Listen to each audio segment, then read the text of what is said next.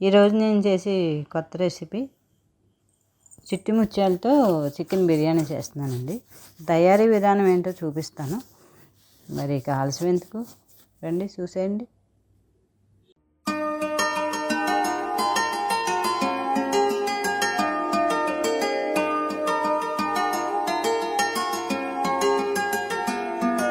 Welcome to తాజా వంటలు. నేను మీ స్వరాజ్యలక్ష్మి అండి. ఒక అర కేజీ చికెన్ అండి, ఒక పావు కేజీ ఏమో కాజు. అవి తాజాగా ఉండగానే షాప్ నుంచి తెచ్చుకుని నిల్వ లేకుండా శుభ్రం నీట్గా కడిగేసుకుని బాణల్లో వేసి ఒక టీ స్పూను సాల్టు, ఒక టీ స్పూను కారం, ఒక అర టీ స్పూను మసాలా పొడి, కొద్దిగా పసుపు, ఒక నిమ్మ చెక్క, కొద్దిగా రసం పిండేసుకుని ఒక అర టీ స్పూన్ అల్లం వెల్లుల్లి పేస్ట్ అన్నీ అందులో వేసేసుకుని ముక్కలకు బాగా పట్టేలాగా మిశ్రమం అంతా కలిసేలాగా ముక్కలకు బాగా పట్టించేసి ఒక అరగంట పక్కన వదిలేస్తే ముక్కలు బాగా పట్టేస్తుంది. మూత పెట్టేసి పక్కన పెట్టేద్దాం ఒక అరగంట.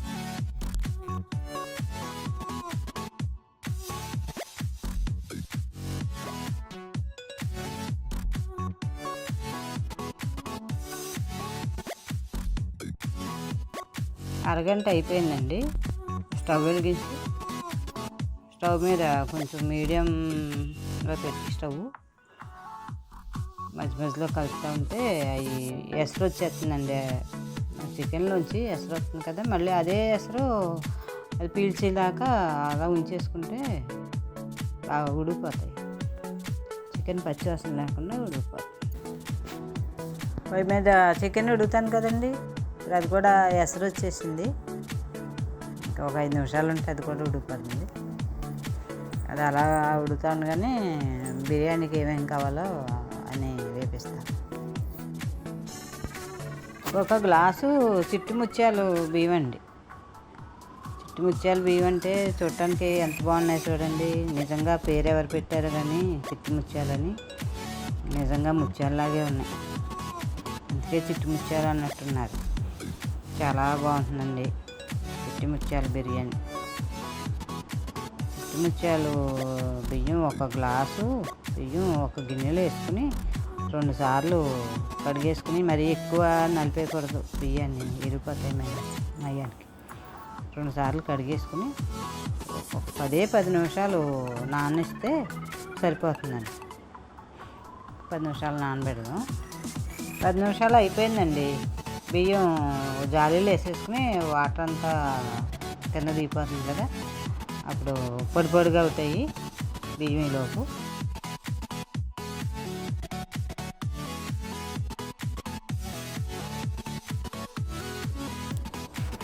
స్టవ్ మీద కుక్కర్ పెట్టుకుని ఒక కప్పు ఆయిల్ పోయాలండి. నూనె సరిపడి పోస్తేనే బాగుంటుంది. కప్పు ఆయిల్ పోసి అది వేడెక్కిన తర్వాత కొద్దిగా సాజీరా,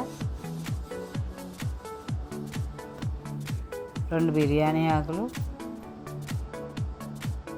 కొద్దిగా జీలకర్ర, ఒక 5-6 ఎండుమిరపకాయలు, ఒక 6 పచ్చిమిరపకాయలు ముక్కలు చేసి వేసుకోవాలి.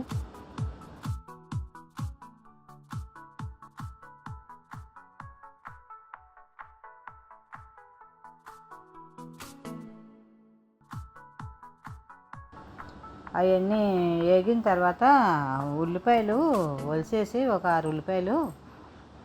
చిట్టి ముత్యాల బిర్యానీ అంటే మీకు ఉల్లిపాయ బాగా టేస్ట్ ఉంటుందండి.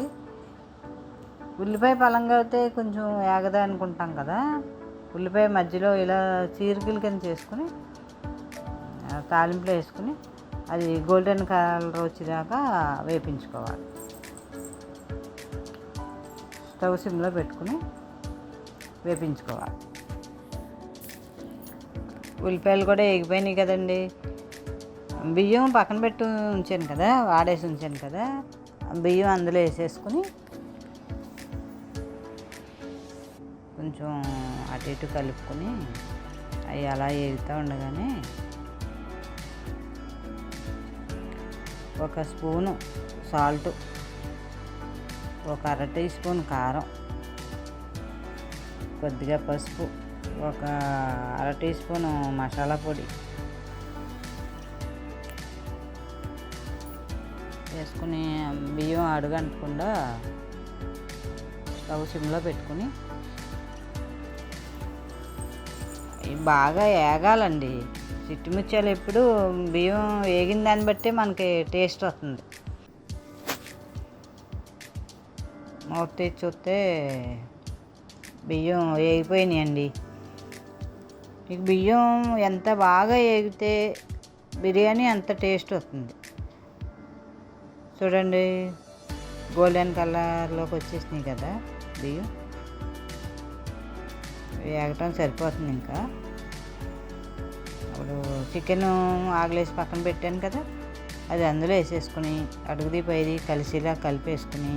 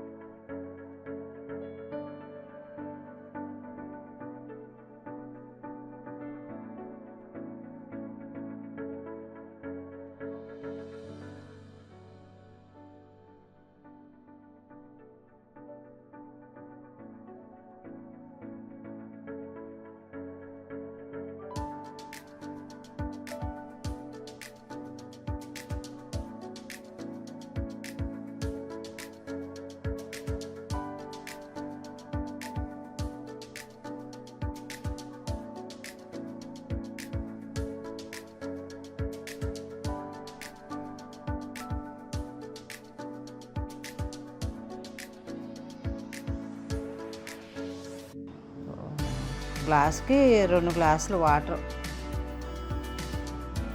పోసేసి ఒక స్పూను నెయ్యి వేసుకుని ఒక నిమ్మ చెక్క రసం పిండుకుంటే ఇదేంటంటే మెతుకు మెతుకు అంటుకోకుండా పొడి పొడిలాడుతూ ఉంటుంది. కుక్కర్ మూత పెట్టేసి 3 విజిల్ రానిస్తే సరిపోతుంది. ఇంకా బిర్యానీ రెడీ అయిపోయినట్టేనండి.